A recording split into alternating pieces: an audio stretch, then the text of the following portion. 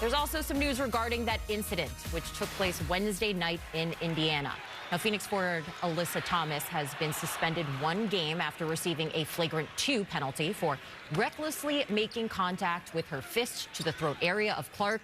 At the time, there was no foul called on the play, which Fever head coach Stephanie White addressed after the game.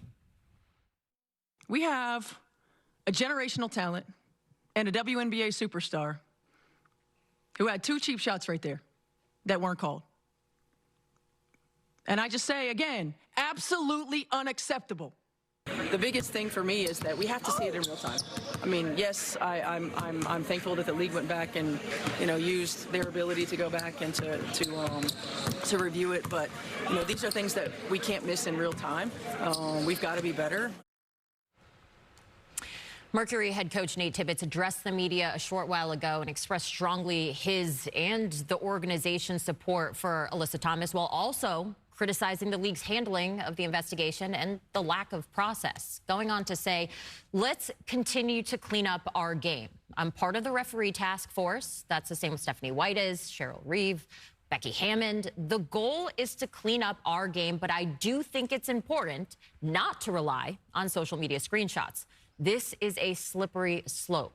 And let's watch the whole play, the whole game. We've got more people on our eyes.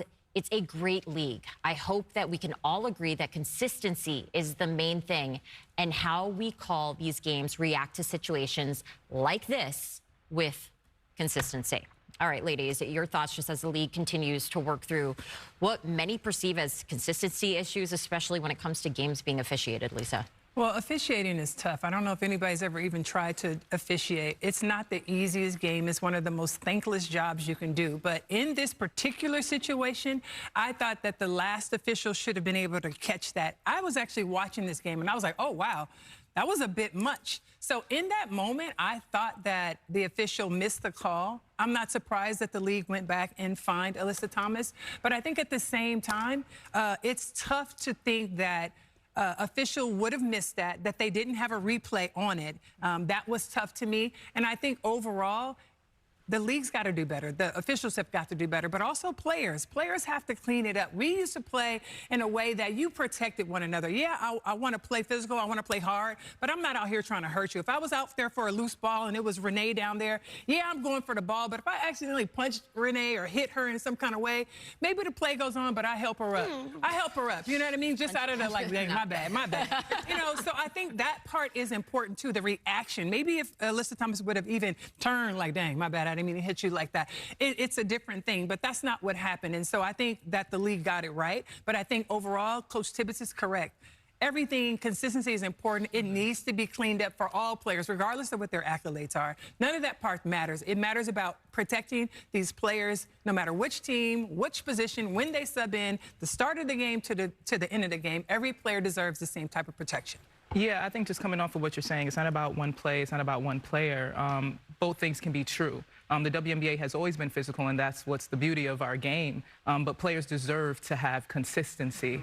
And, as players, we can adjust to that line once that standard is set. But when it changes game to game, crew to crew, possession to possession, that's when it gets frustrating. And I think that's what the biggest focal point of the conversation is about consistency. We're not asking for perfection, but definitely consistency is the bare minimum. I mean, AT, she's a beloved teammate. She plays hard. She's a fierce competitor.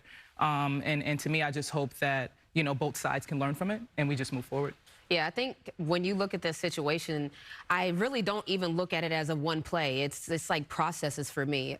You have to think about the situations as a whole, because now that there's been a precedent that is set, so what does that look like moving forward? Is that going to be more reviews in game now? Because Stephanie White is saying, like, I wish they would have caught it in real time. And so is that going to be now the refs reacting to what they have now set this standard of we have to check it in game? Is that going to be we wake up to players getting suspended more? This is something that I haven't really seen, but it's really the processes of it all. We're celebrating our 30th anniversary for the WNBA, and I think that at this point, this situation is going to make us have to have, if we don't already, which I don't know if we do, but I think it's up to the commissioner's discretion. And that is a slippery slope to what Nate is saying. And lastly, the referee task force, he named all of them. It's Tibbetts, it's Coach Reeve, it's Becky Hammond, it's Steph White. And these are the coaches that are in the media post-game complaining about the refs. The most. I'm just saying. So it's like, I know they wanted to clean the game up. And so that is to what TT's saying is, while the game is trying to be cleaned up, it's hard because when there is a transition and change, we're watching the inconsistency in real time. And if you're a player, you're not going to just want a full season of your year to be like, oh, well, sorry, the refs were, it was a tough season for the refs. It's like every year for an athlete is major, it's important. So I hope we figure it out quickly. But now this situation, I think, should force us to make sure we have processes and ways that we go about things. And we had our team here behind the scenes looking to see if there were any rules that were in place, and it doesn't seem like there were. So hopefully this does open things up to create different policies so something like this doesn't happen again.